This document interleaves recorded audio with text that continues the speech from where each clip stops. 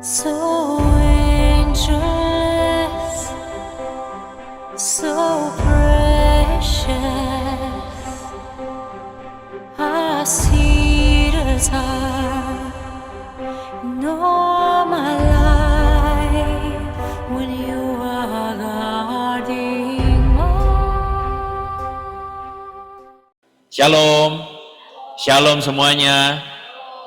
Saya mengucapkan selamat ulang tahun kepada keluarga besar PDPK. Tepuk tangan dulu ya. Selamat ulang tahun kepada saudara-saudara semua dan senang sekali saudara bisa ada di tempat ini ya. Jadi bagian dari perjalanannya PDPK, saudara ya. Nah, tema hari ini saya diminta membawakan sebuah tema kekristenan dan Kristen progresif. Kalau dengar di flyernya gempuran Kristen progresif, waduh. Saya waktu dilihat begini, widih ya, memang PDPK itu harus di atas standar, saudara ya. Jadi bukan ngomong yang biasa-biasa aja, tapi lebih dari yang biasa. Gak ada aminnya. Saudara-saudara, Kristen progresif ini jadi sesuatu yang banyak dibincangkan ya beberapa waktu yang lalu. Sebenarnya hari ini isunya sudah mulai berkurang, tapi menurut saya sebenarnya ketika hal ini muncul itu adalah sebuah signal warning sebenarnya. Signal warning supaya kita orang Kristen itu mulai memikirkan kembali. Kenapa begitu? Kita tahu sama-sama menurut cerita, loh, kok di ini kan Pak, tolong. Kita tahu sama-sama ketika beberapa waktu yang lalu itu jadi ramai isu ini, ya. Ya oke, terima kasih. Kelewatan. Saya balikin dulu. Oke. Isu ini menjadi ramai karena tiba-tiba ada seorang, saya kira saya tidak salah kalau menyebutnya, Brian Siawarta. Dia adalah teman saya juga begitu ya. Jadi waktu itu dia berbincang dengan seorang Habib Jafar ya. Dia berbincang dalam perbincangan lalu kemudian Brian ini mengeluarkan sebuah perkataan atau pernyataan yang kontroversial, saudara-saudara. Kenapa kontroversial? Karena pada waktu itu dia bilang bahwa Habib Jafar pasti masuk surga.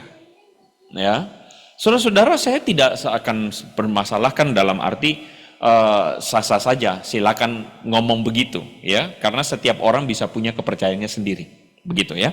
Tetapi maksud saya adalah yang bikin dia kontroversi adalah ketika dia bilang bahwa Alkitabnya dia adalah Alkitab yang tidak bisa dijadikan standar kebenaran, satu. Lalu kemudian dia bilang Habib Jafar juga anak Tuhan Yesus, ya. Saya ingat waktu itu. Dan menariknya Habib Jafar justru yang menolak, jangan, saya ini cucu Nabi bukan anak Tuhan Yesus, kan begitu.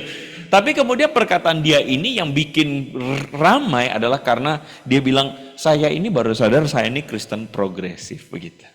Lalu kemudian lawan bicaranya yaitu Onat ini ya, Onadio ini. Lalu Onat itu bilang, saya baru tahu, selama ini saya pikir Kristen itu Katolik, Protestan gitu kan. Lalu kemudian ada lagi yang namanya progresif, gini Kristen apa lagi? Nah langsung rame lah semua. Saudara-saudara, hari ini saya pikir membicarakan tentang Kristen progresif, saya tidak ingin terjebak sehingga ini jadi seminar. Tapi saya ingin membicarakan tentang dua hal yang menjadi ide utama dari Kristen progresif yang kenapa perlu kita bicarakan hari ini. Karena saudara perhatikan, PDPK berjalan 45 tahun. Terlepas dari PDPK, saudara semua adalah orang-orang Kristen saya kira, yang sebenarnya saudara sedang memberikan sebuah keberlangsungan. PDPK 45 tahun ada sebuah perjalanannya, betul? Kita berdoa nanti semoga 45, 46, 47, 50, 55 dan sebagainya. Tapi saudara-saudara, keberlangsungan PDPK itu adalah siapa? Itu pertanyaan saya. PDPK-nya bertambah usia, tapi siapa yang hadir di PDPK? Ya kita semua ya. Tapi mau sampai umur berapa?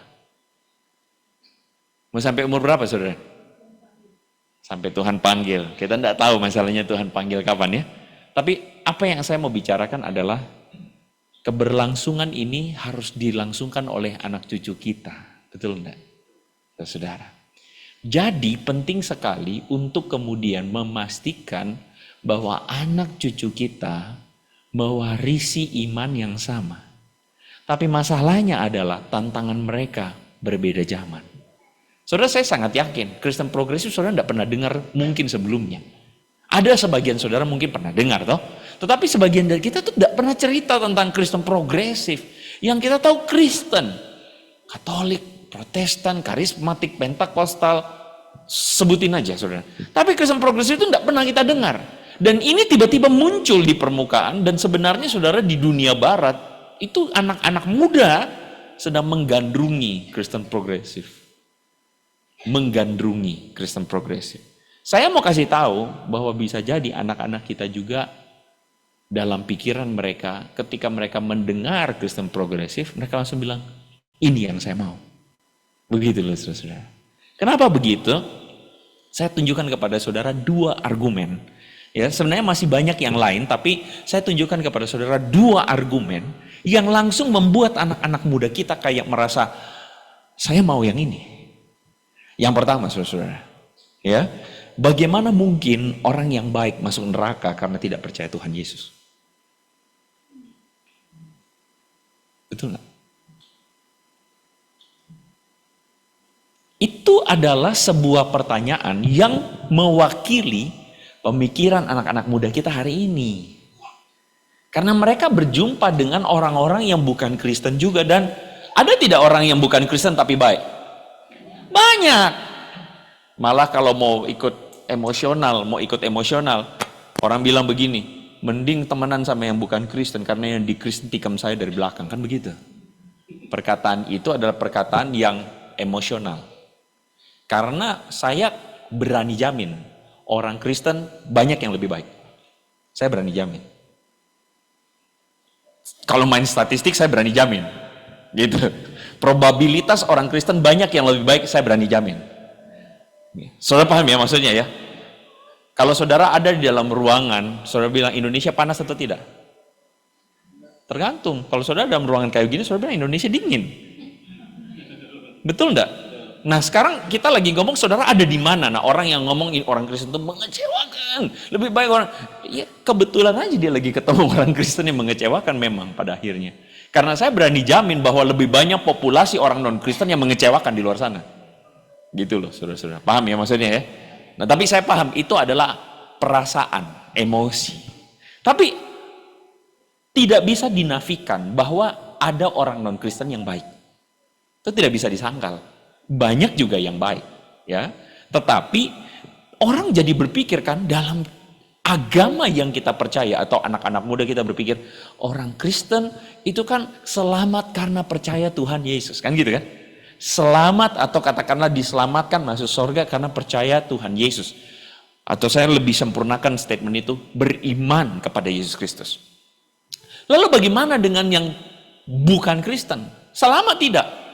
Menurut iman Kristen, Kristus adalah satu-satunya jalan. Kalau Yesus satu-satunya jalan, berarti tidak ada jalan yang lain. Berarti orang yang baik, ada jalan tidak buat dia? Implikasinya tidak ada. Nah, anak-anak muda kita jadi galau nih. Loh, baik loh dia. Teman saya baik, tapi kenapa? Nah itu. Saudara, jangan anggap enteng loh. Karena bisa jadi anak-anak kita akan, iya saya mau ini nih kalau gitu.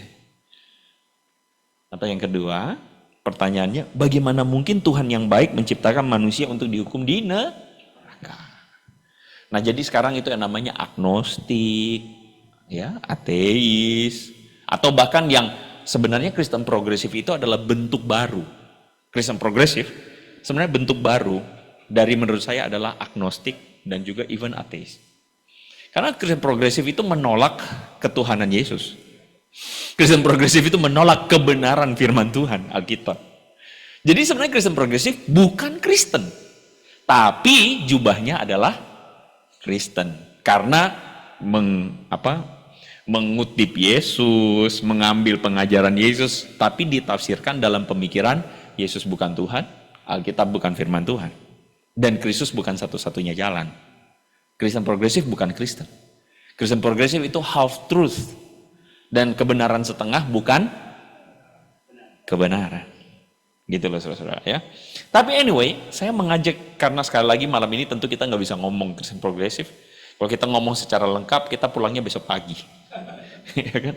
Jadi hari ini saya mau bicarakan tentang dua hal ini. Menurut saya dua hal yang cukup penting untuk nanti kita mengerti. Karena bisa jadi satu saat anak-anak kita akan bertanya. Atau bahkan mungkin kalaupun tidak bertanya, kita harus memberikan kepada mereka pengertian yang benar. Kenapa orang baik masuk neraka? Atau kenapa orang baik dihukum? Saudara, kalau anak kita tanya begini, kok orang baik masuk neraka? Karena tidak percaya Yesus. Kita jawabnya apa?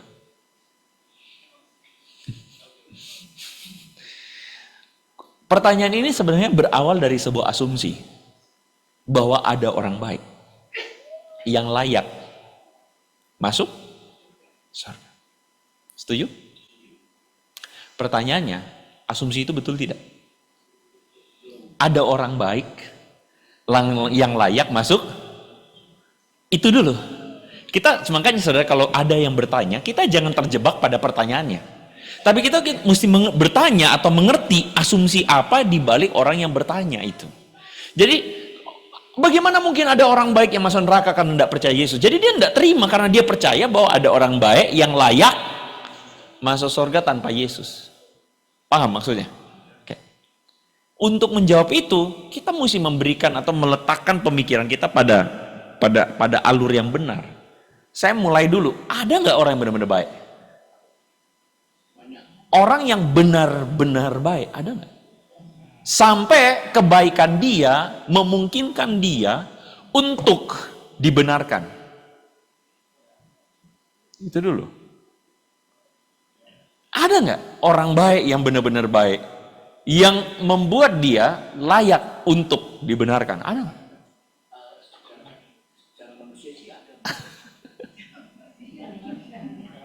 Oke, saya hantam langsung di akar-akarnya.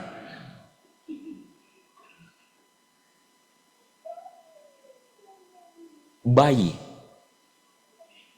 berdosa atau enggak?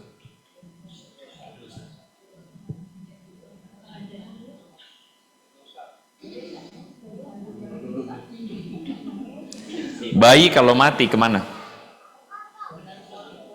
Tergantung orang tuanya. Nah, ini perdebatan.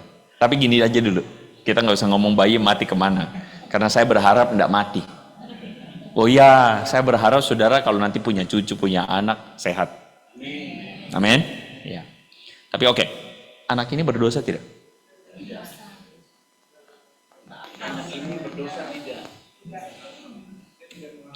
Tidak kenal Pak, saya tidak tahu. Ini anak berdosa tidak?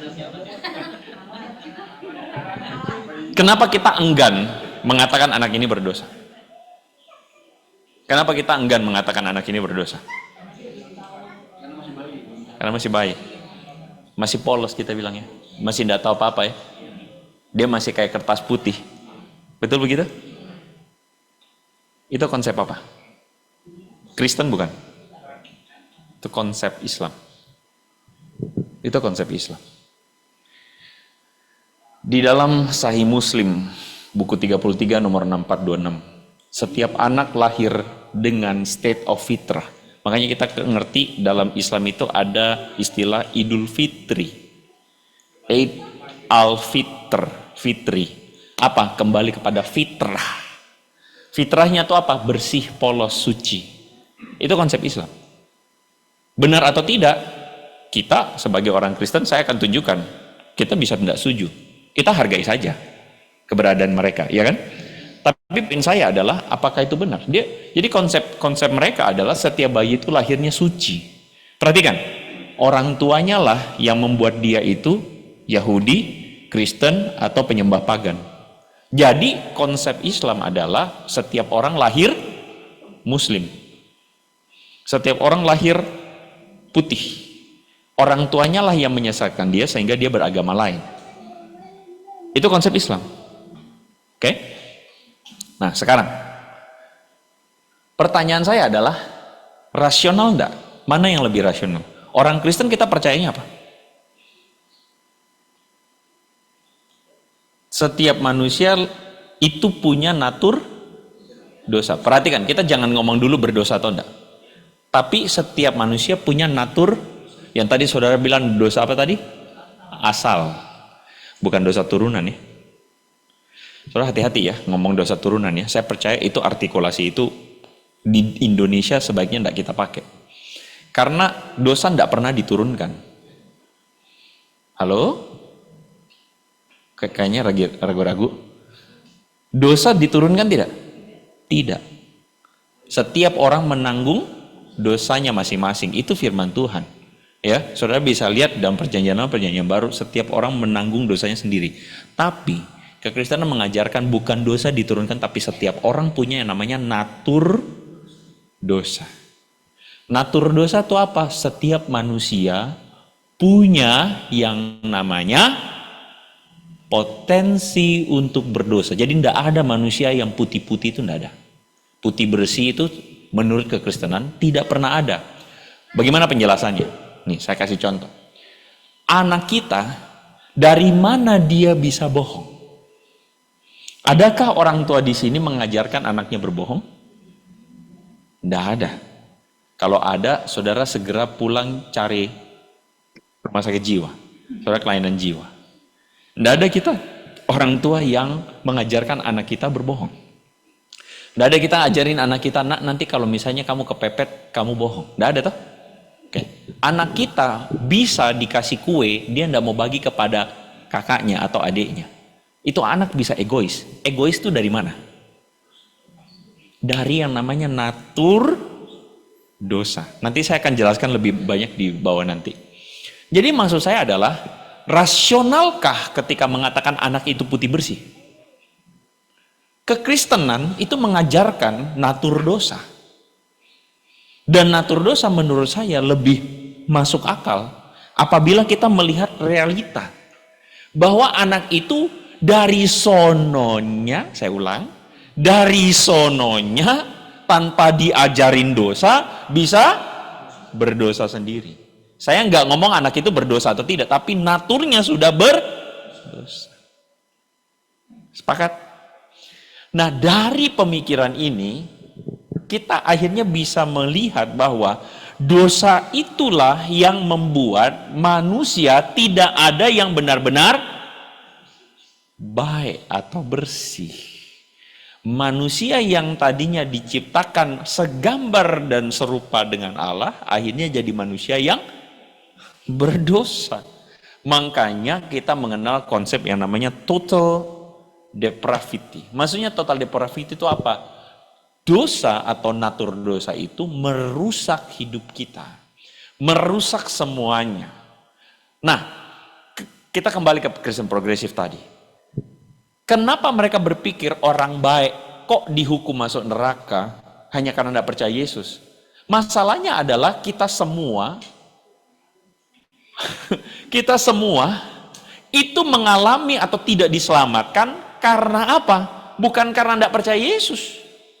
Kita tidak diselamatkan karena kita itu penting. Jadi kalau dalam bahasa saya adalah, saya bilang begini, perbedaan saya dan Bro Brian, saya ngomong-ngomong, saya WA sama dia, saya WA-an sama dia. Saya selalu bilang, perbedaan saya sama Brian adalah Brian optimis, bahwa ada orang yang benar-benar baik. Tapi saya pesimis. Bukan karena saya, Bapak kan dalam Yesus mesti optimis. Bukan, itu lain cerita. Saya mengerti bahwa kita semua manusia tidak ada yang sempurna. Kita semua manusia itu pasti ada cacatnya. Bahkan kalau kita lihat ada orang baik, belum tentu orang itu benar-benar baik. Betul enggak? Kalau ada orang yang tiba-tiba datang dekat sama kita pada waktu tanggal gajian, kita mesti curiga kan? Betul enggak? Kenapa? Karena dia baik sama kita, bisa jadi karena dia mau pinjam dulu 100, kan begitu? Betul nggak saudara? Iya kan? Betul nggak? Masalahnya adalah itu tadi, kita manusia terbatas dalam melihat. Loh Pak, nggak adil dong. Bagaimana mungkin orang tuh gini? Loh orang itu gini loh saudara-saudara. Saya percaya bahwa oke lah, mau kebaikan 1000. Pertanyaan saya adalah kebaikan 1000 itu apakah bisa menutupi dosa 5? Saya kasih contohnya begini saja, saudara-saudara. Misalnya nih setelah kita selesai PDPK, mohon maaf yang online ya, ada Starbucks di luar. Kita semua dapat, ini bohongan sih. Kita dapat minuman Starbucks. Ya, minuman apa? Minuman yang selasih itu loh saudara-saudara ya. Minuman yang apalah begitu yang ada selasih. Saudara, ketika saudara mau minum, tiba-tiba Roh Kudus bicara di telinga saudara. Cek dulu, jangan langsung minum. Saudara langsung mengikuti dorongan Roh Kudus. Saudara lihat itu gelas, tahu selasih ya? Ya bintik-bintik itu toh. Saudara lihat, ternyata ada lalatnya. Gak usah lalat, anak kecoa. Saudara, saya tanya, siapakah di antara saudara yang enggak apa-apa anak kecoa, dikit aja kecil, saya minum aja. Ada? Ada? Kenapa? Refund toh Pak. Atau mungkin ada di antara saudara enggak mau menyusahkan baristanya. Enggak apa-apa, saya enggak mau menyusahkan. Saya prinsipnya bersyukur, ya kan? Jadi saudara ambil kecoanya, saudara peras, supaya Anda berkurang itu Starbucksnya, saudara lalu saudara buang kecoanya, saudara minum. Ada yang begitu? Enggak juga kan? Saudara, satu kecoa kecil di gelas Starbucks, kayak gelas kopi, kayak gelas apa, saudara enggak akan minum. Tuhan itu kudus, suci, dalam kesuciannya dan kekudusannya. Sekarang saya tanya, ada nggak manusia yang layak, benar di hadapan Tuhan? Nggak bisa. Saya pesimis. Bahkan kepada orang yang baik sekalipun, saya pesimis bahwa dia benar-benar 100% baik. Saya akui dia baik, tapi belum tentu dia sempurna baiknya. Betul nggak, saudara-saudara? Sehingga perbedaan antara saya dengan teman saya Brian adalah ketika dia bilang, Habib baik, Habib pasti masuk surga. Bedanya saya adalah saya memahami Tuhan saya dan kualifikasinya itu sempurna. Dan manusia tidak ada yang sempurna, itu bedanya. Gitu loh. Makanya saudara-saudara, manusia itu saya percaya tidak bisa menyelamatkan dirinya sendiri. Hanya karena dia berbuat baik sebanyak mungkin, dia tidak bisa menyelamatkan dirinya sendiri. Perbedaan kita kekristenan dengan agama lain adalah kita percaya manusia tidak dapat menyelamatkan dirinya sendiri dan manusia butuh diselamatkan. Itu bedanya. Kalau yang lain adalah kamu harus menyelamatkan dirimu sendiri. Dengan cara apa? Berbuat baik sebanyak-banyaknya. Betul? Itu bedanya. Jadi saya nggak setuju. Kita sebagai orang Kristen nggak setuju. Nggak setuju salah nggak? Ya nggak apa-apa dong. Saya nggak setuju. Gitu. Ya terserah kalau kamu percaya perbuatan baik menyelamatkan kamu, silakan. Tapi yang saya tahu perbuatan baik mau sebanyak apapun tidak bisa menyelamatkan dirimu. Sama-sama baca 1, 2, 3. Sebab itu sama seperti dosa telah masuk dalam dunia oleh satu orang dan oleh dosa itu juga maut. Demikianlah maut itu telah menjalar kepada semua orang. Karena semua orang telah berbuat. Bukan karena berbuat itu, saudara pahami orang berbuat dosa ini bukan berbicara soal bikin dosa dulu baru misalnya. Bukan, tapi kita tahu dari lahir pun anak kita tuh loh, enggak ada yang suci, enggak ada. Saya pelayanan sama istri ke Bandung. Satu keluarga hamba Tuhan, rekan pelayanan hamba Tuhan. Istrinya dia bilang begini, aduh kamu tahu tidak anak saya? Waduh anak saya, apa dia bilang? Apa? Manipulatif katanya. Itu anak manipulatif. Bikin salah sama mamanya, kutegur gitu. Tapi lari ke omanya, aduh ama gitu. Omanya bilang, udah jangan. Ini manipulatif sekali tuh anak. Bisa jilat orang, di depan orang baik-baik, tapi di belakang, itu anak bisa begitu, siapa yang ajar saudara? Anak kita waktu lahir, saya tahu saudara sayang. Amin. Kita sayang. Tapi ini anak suci enggak? Enggak. Ini anak butuh diselamatkan. Betul enggak saudara-saudara? Betul? Nah itu bedanya. Nah anak-anak kita kadangkala tidak mengerti kedalaman iman Kristen ini. Mereka cuma mengerti apa? Kristen itu bilang bahwa orang diselamatkan karena iman pada Yesus. Jadi yang beriman pada Yesus diapain? dihukum. Kan kita pikirnya begitu. Kita mesti menjelaskan kepada anak-anak kita kenapa. Gitu loh. Kenapa? Ya karena manusia tidak ada yang sempurna. Tidak bisa. Nanti saya akan jelaskan lebih lanjut saudara-saudara yang parahnya bagaimana. Tapi saudara-saudara, ini saya lewatin aja. Sehingga saudara ketika dikatakan bagaimana mungkin orang yang baik masuk neraka karena tidak percaya Yesus. Bukan itu. Orang tidak diselamatkan. Perhatikan ini baik-baik. Tidak diselamatkan karena apa? Karena berdosa. Dan kita butuh Kristus untuk supaya diselamatkan. Itu kekristenan. Kayak gitu. Oke, pertanyaan kedua. Karena saya pikir ini ada hubungannya, saya langsung lanjutkan, saudara. Bagaimana mungkin Tuhan yang baik menciptakan manusia untuk dihukum di neraka? Kenapa pertanyaan ini penting? Mungkin bagi saudara, generasi X, atau generasi baby boomer, pertanyaan ini tidak terlalu penting. Karena kita tidak terlalu gimana-gimana dengan pertanyaan ini. Tapi bagi anak-anak muda kita penting. Kenapa kok Tuhan yang baik dia ciptakan neraka? Jadi ada orang yang dilahirkan atau diciptakan untuk dihukum. Itu yang tanya. Saudara tahu anak SMP tanya kepada saya. Sir, pastor, berarti ada ya yang lahir untuk dihukum? Saya bilang itu keliru. Tuhan tidak menciptakan kita untuk dihukum. Kenapa bisa bilang begitu? Begini. Saudara tahu ada film Siksa Kubur? Tahu ya? Ya? Ada yang udah nonton? Udah nonton, Pak? Waktu kemarin film Siksa Kubur, ada cerita rame-rame katanya ada transgender yang ketakutan, saudara. Jadi dia nonton Siksa Kubur langsung dia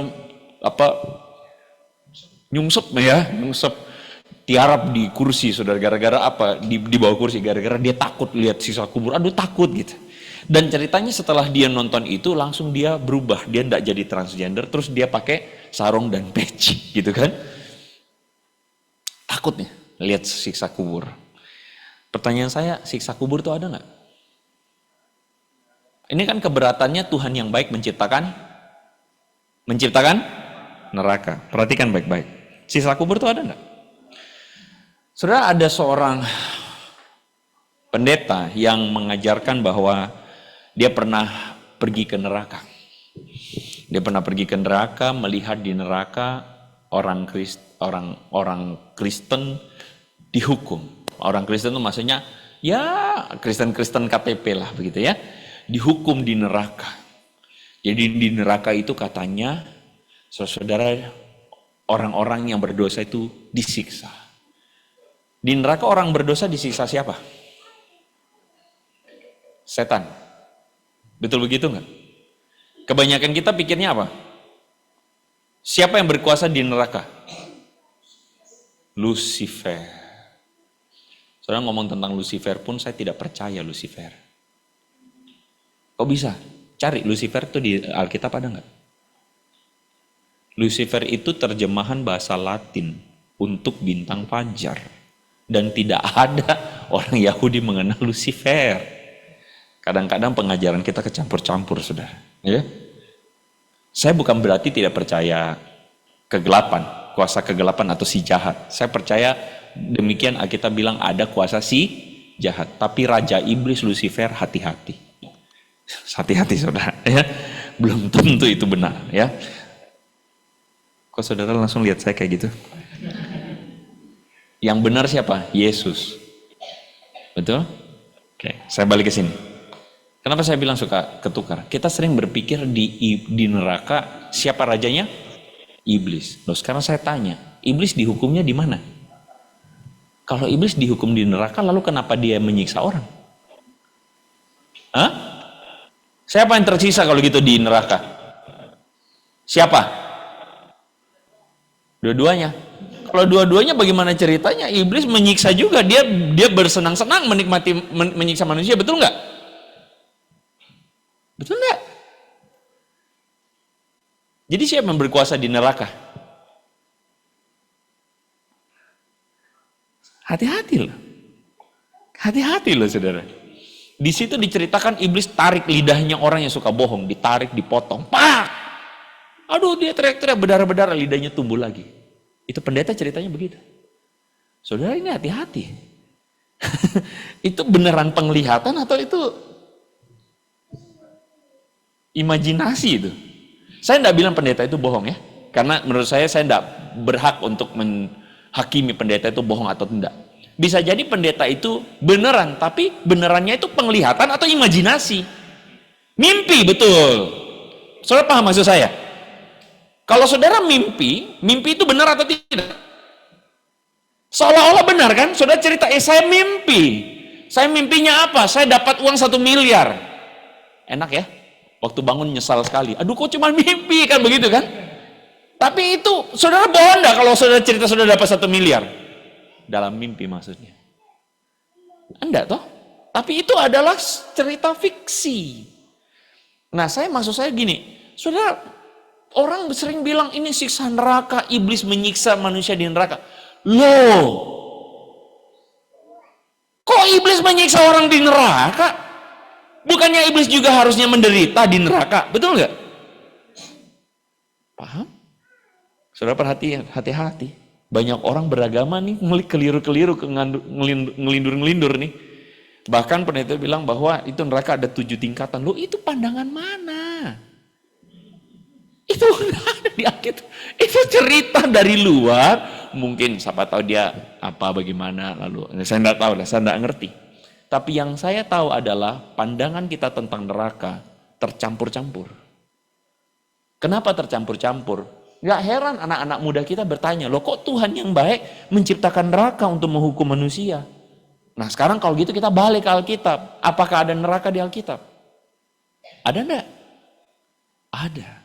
Tapi perhatikan baik-baik. Kata neraka yang ada di Alkitab itu berapa banyak munculnya? Dan deskripsinya berapa banyak? Salah satu ayat yang paling kuat menggambarkan ini, biasa orang bilang itu dari kisah orang kaya dan Lazarus. Lukas pasal 16 ayat 19 sampai 31. Sebelum saya lanjutkan, saya mau tanya, ini kisah beneran bukan? Ini kisah beneran bukan? Ini perumpamaan. Lazarus. Siapa Lazarus? Siapa Lazarus? Lazarus yang kita kenal itu adik Maria dan Marta. Waktu Yesus cerita Lazarus dan orang kaya ini, Lazarusnya mati tidak? Tidak mati. Lazarus ini diceritakan miskin. Oke, ada kemungkinan lain. Bisa jadi ada orang miskin lain namanya Lazarus. Boleh nggak? Ya boleh. Tapi kalau saudara baca ceritanya, Lazarus dan orang kaya ini, diceritakan orang kaya ini kaya banget, Lazarus miskin banget. Lazarus minta-minta tolong untuk orang kaya, tapi orang kaya tidak mau. Akhirnya apa ceritanya? Mati dua-dua, betul? Waktu mati dua-dua, lalu ceritanya adalah ternyata orang kaya itu tersiksa di dalam api. Sedangkan Lazarus duduk di pangkuan Bapak Abraham. Oke?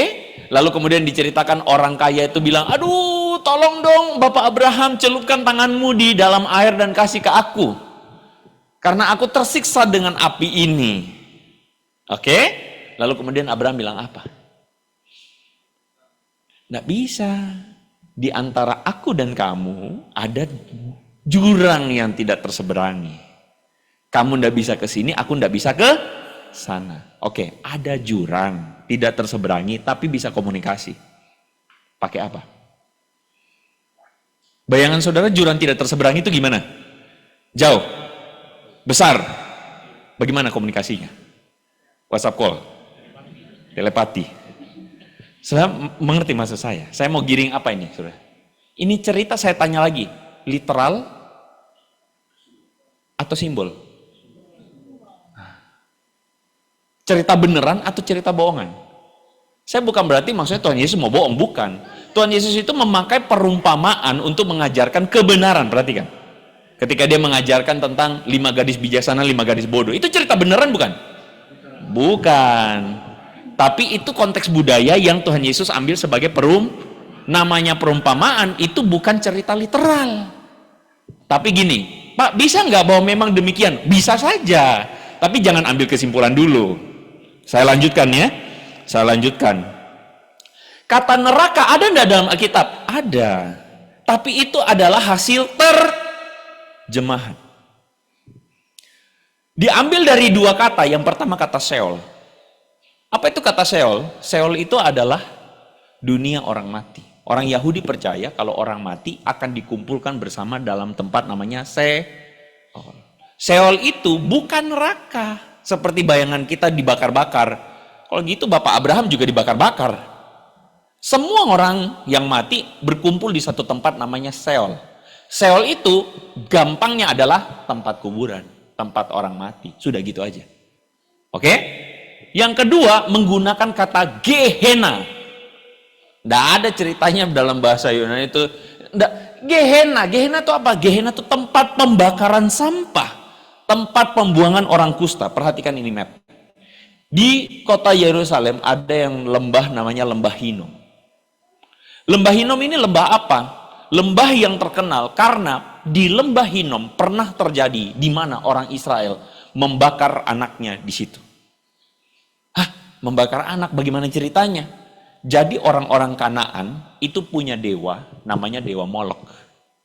Nah, Dewa Molok ini adalah dewa yang dibuat dari patung tembaga. Dewanya tuh seperti gambar itu, saudara, tangannya begini. Kalau dibakar patungnya, tembaga akan panas, merah. Dalam tradisi orang Kanaan, mereka taruh anaknya yang masih bayi itu di tangan itu. Ya, saudara pernah makan Korean barbecue? Kayak gitu. Itu anak bayi ditaruh di atas patung yang terbakar. Dan anaknya kalau sampai teriak kesakitan, semakin kesakitan dewa semakin senang. Itu ajaran orang Kanaan. Dan saudara perhatikan, bangsa Israel mengadopsi itu. Makanya Tuhan bilang, jangan kamu bergaul dengan bangsa, jangan kawin-mengawin dengan mereka. Kenapa? Karena bangsa Israel bangsa budak. Bangsa yang tidak punya pendirian. Yang gampang mengadopsi budaya orang lain. Satu saat Raja Ahaz membakar korban di Lebak Ben Hinnom. Mana tadi? Itu tadi. Lembah Hinnom. Dan anak-anaknya dibakar sesuai dengan perbuatan keji bangsa yang telah dihalau Tuhan. Jadi itu tempat-tempat terkutuk. Kenapa? Karena dulu ada pembakaran anak-anak. Dan bukan cuman itu, di masa Tuhan Yesus, Lembah Hinnom ini terkutuk karena apa? Jadi tempat bakar sampah dan orang kusta diusir keluar Yerusalem. Diusirnya kemana? Di sini. Jadi di tempat ini orang menderita. Orang kusta di situ menderita karena dia terusir keluar. Di tempat itu ada pembakaran sampah, panas. Dan di tempat itu gersang penderitaannya di sana.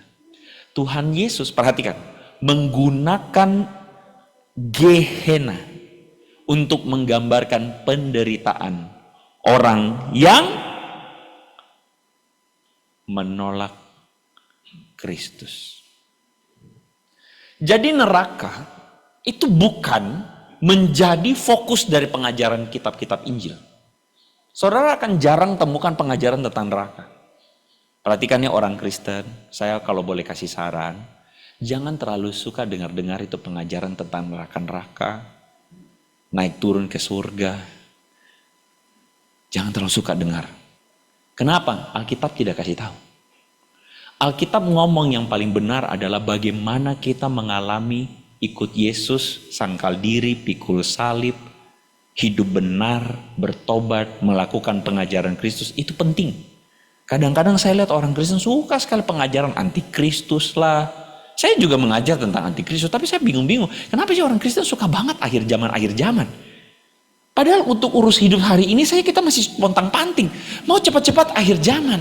Iya, supaya cepat tidak usah menderita. Iya sih, itu tapi aduh, jangan kita jadi orang yang kayak hidup di awan-awan begitu loh saudara. Kita hidup di tengah-tengah dunia nyata, dunia real. Itu kalau saran saya, saudara tidak mau dengar, tidak apa-apa. Tapi maksud saya adalah, saudara perhatikan baik-baik.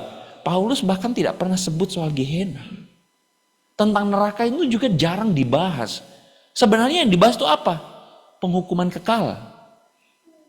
Yang dipakai bahwa keadaan orang yang dihukum secara kekal itu adalah seperti di Gehenna.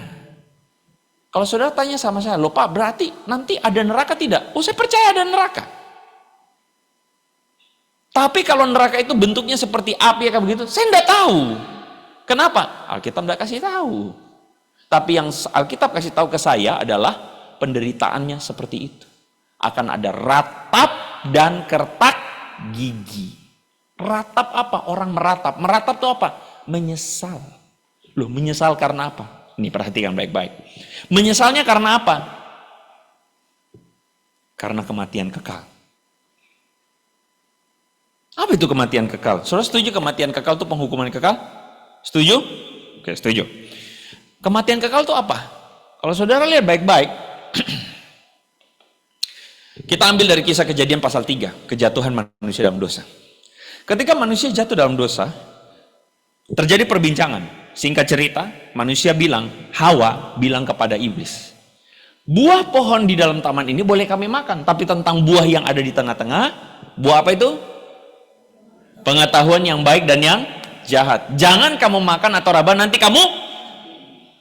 Oke, kita tahu ceritanya, makan enggak mereka? Makan enggak mereka? Makan. Mati enggak? Enggak. Jadi Tuhan bohong. Pada akhirnya mati. Oke, boleh saja untuk percaya itu, tapi saya percaya bukan itu maksudnya. Tuhan bohong enggak? Kalau mau bilang pengertiannya begitu, ya Tuhan tidak bohong. Tapi saya percaya pada saat itu, kan pada saat kamu makan, nanti kamu mati. Pada saat kamu makan, kamu mati. Sebenarnya apa? Saudara boleh nggak sepakat sama saya bahwa matinya tuh mati rohani? Sepakat ya? Oke. Kenapa disebut mati rohani? Karena makan buah. Nah, anak-anak muda kita akan bilang begini, Kristen tuh aneh-aneh. Kenapa Kristen aneh-aneh? Makan buah aja mati, makan buah aja dosa. Ini baper banget tuh Tuhan. Kalau gitu enggak usah ciptakan itu buah. Betul enggak? Nah, enggak begitu ceritanya. Saya mencoba mengajak saudara mengerti kisah ini dengan lebih baik.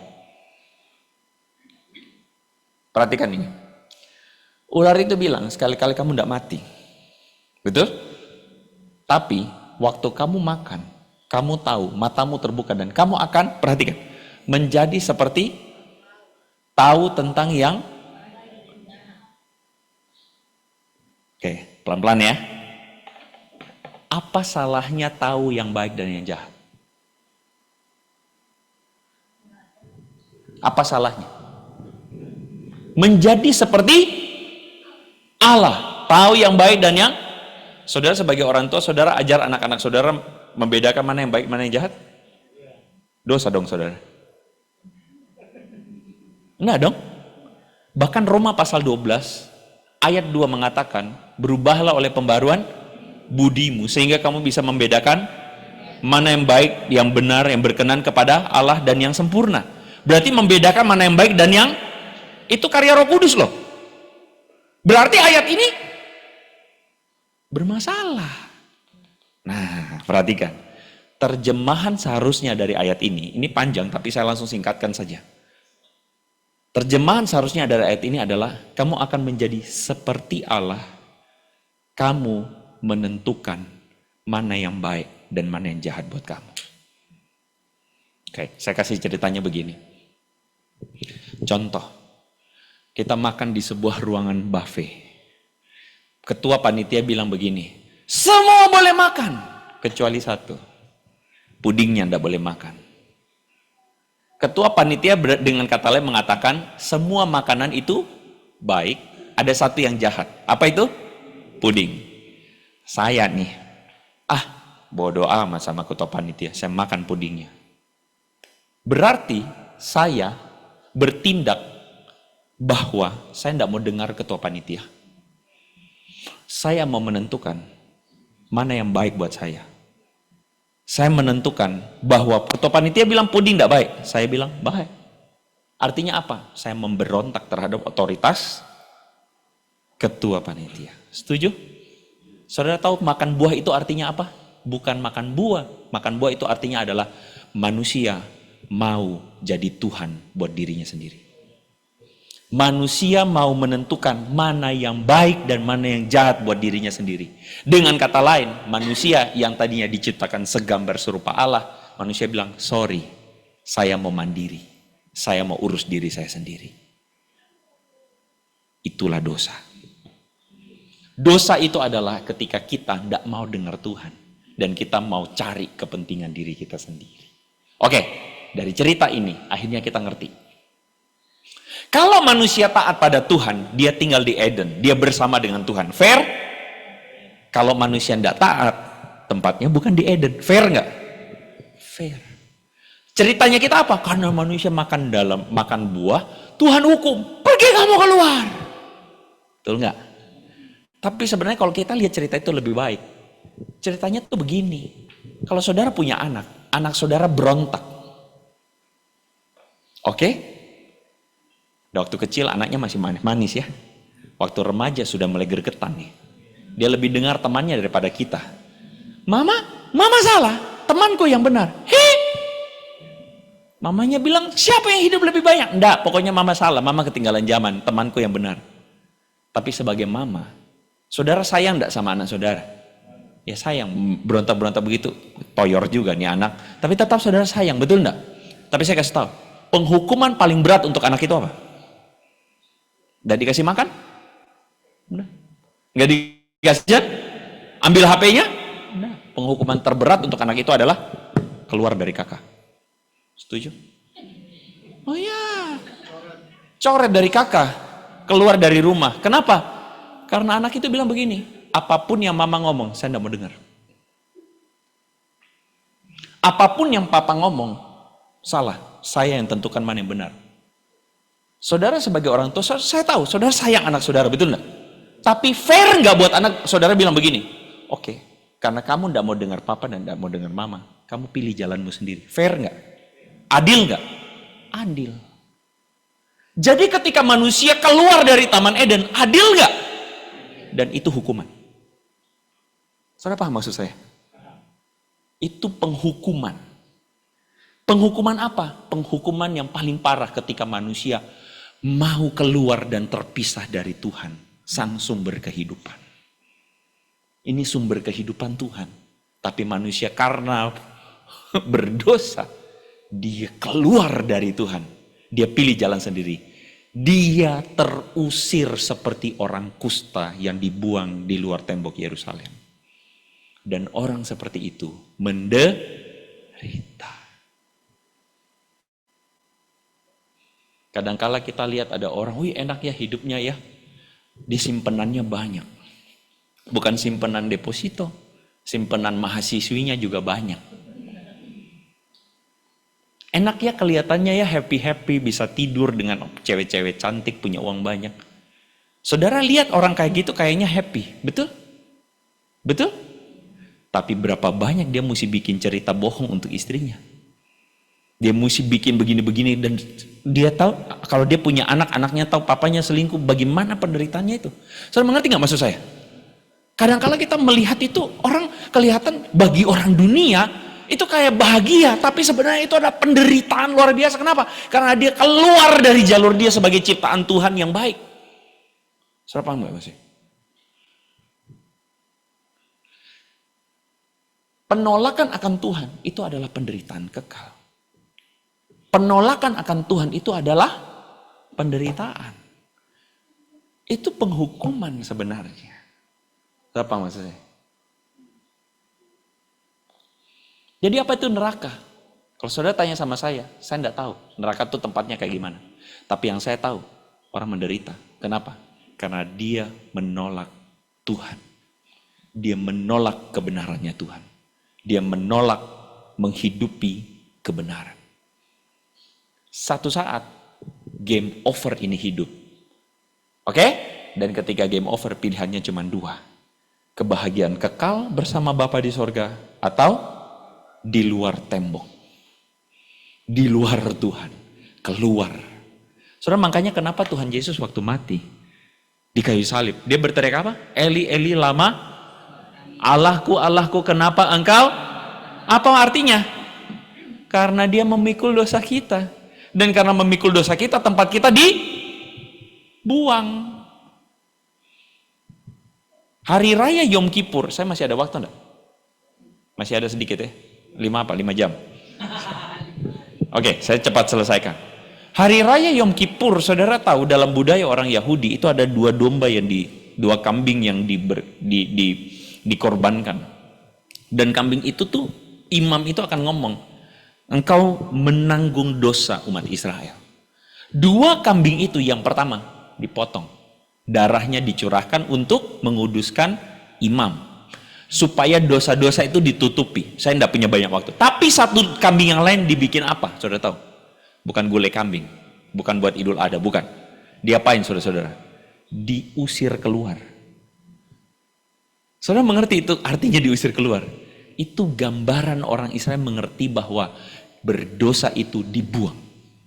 Dibuang keluar ke lembah Bet Hinnom, Gehenna, penderitaan. Dan kambing yang dibuang keluar bakal bagaimana nasibnya? Tidak ada makanan, diterkam binatang buas, dibuang. Makanya Yesus waktu tersalib dia bilang, Eli, Eli lama sabachthani, artinya apa? Bapakku, kenapa engkau meninggalkan aku? Kenapa engkau tidak bersama aku? Kenapa kau buang aku? Itu. Kita yang berdosa itu harusnya dibuang keluar. Begitu. Jadi Tuhan itu waktu ditanyakan lagi, Tuhan yang baik kok menciptakan neraka? Anda. Tuhan tidak menciptakan neraka. Neraka adalah konsekuensi manusia yang menolak Dia. Dan penderitaan adalah konsekuensi dari penolakan terhadap kebenaran. Berat saudara, kepalanya panas? Kepalanya panas? Saya tutup dengan satu cerita. Perumpamaan anak yang hilang. Lukas pasal 15. Kenapa perumpamaan anak yang hilang ini penting? Karena perumpamaan anak yang hilang ini menggambarkan tentang keselamatan. Ada satu anak yang menolak untuk bersama bapaknya di rumah. Akhirnya dia bilang apa? Minta hartanya, aku mau pergi. Dia pergi keluar, betul enggak? Perhatikan waktu anak ini balik, bapaknya bilang apa sama ayang sulung? Adekmu itu sudah mati. Mati. Kata yang sama. Mati rohani, tapi sekarang dia telah hidup kembali. Apa itu hidup kekal? Ketika kita yang tadinya sotoy mau hidup menurut kebenaran diri kita, kita berbalik kepada Bapa. Aku bertobat Tuhan, aku mau hidup taat, aku mau hidup setia. Itu hidup kekal. Tapi mati itu apa? Tidak balik-balik. Itu mati. Satu saat saudara akan pulang ke rumah Bapa. Waktu saudara pulang, saudara benar-benar pulang tidak?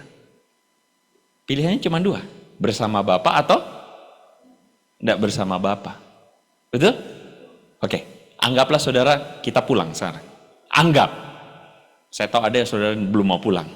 Saya juga belum mau pulang. Ya. Tapi anggap kita pulang. Waktu saudara pulang, saudara menikmati tidak bersama Bapa? Ini penutup ini sudah. Sebentar lagi kita makan nasi bungkus. Lele, pecel lele ya. Waktu saudara pulang ke rumah Bapak, saudara menikmati tidak? Yakin? Yakin? Oke. Izinkan saya tanya baik-baik. Di sorga kita akan ngapain? Menyanyi.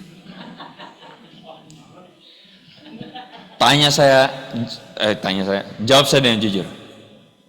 Saudara akan menikmati menyanyi memuji Tuhan?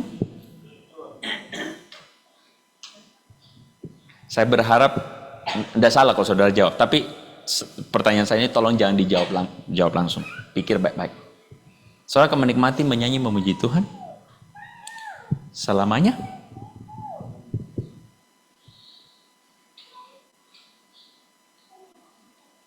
Banyak orang Kristen mengklaim masuk surga, tapi menyanyi memuji Tuhan tidak menikmati. Saya cuma pikir, nanti sampai di sorga. Sorga itu menjadi menyenangkan atau menderita buat dia. Kalau boleh pilih jalan-jalan ke mall atau memuji Tuhan.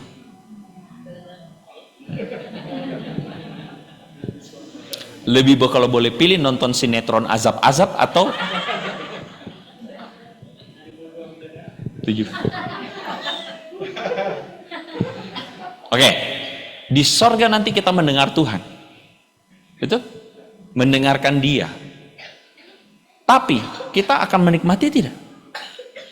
Ada orang Kristen yang baca firman malasnya luar biasa, itu lebih suka lihat Instastory.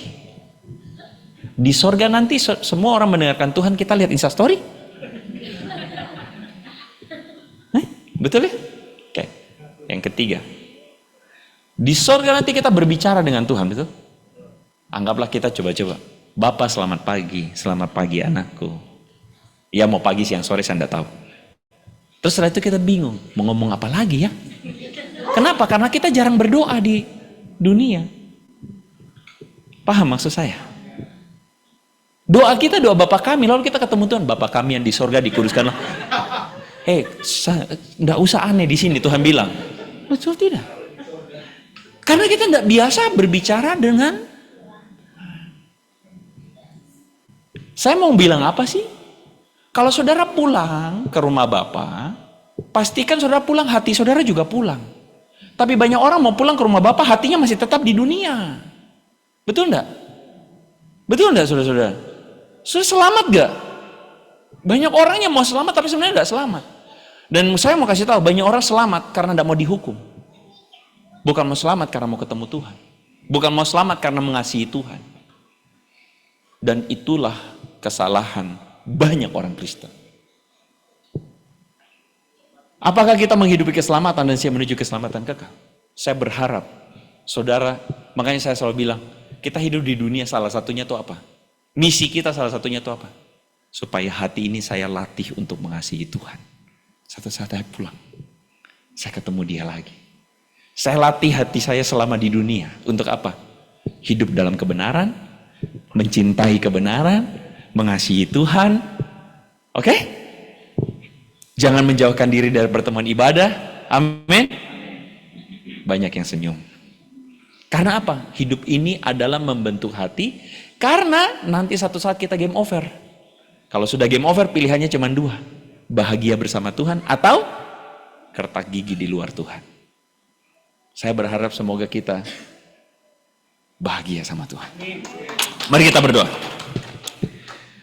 Kami rindu supaya pembahasan firman-Mu hari ini mengajar kami supaya kami boleh mengerti iman kami bukan hanya sebagai ajaran dogmatik, tapi kami mengerti iman kami sebagai pengalaman bersama Tuhan, berjalan, belajar untuk mengasihi Tuhan dengan hidup kami. Hamba-Mu berdoa menyerah setiap jemaat-Mu yang hadir di onsite maupun online. Tuhan tolong kami supaya kami menghidupi kebenaran ini dengan baik. Terima kasih Bapa, di dalam nama Tuhan Yesus kami berdoa. Sama-sama katakan amin.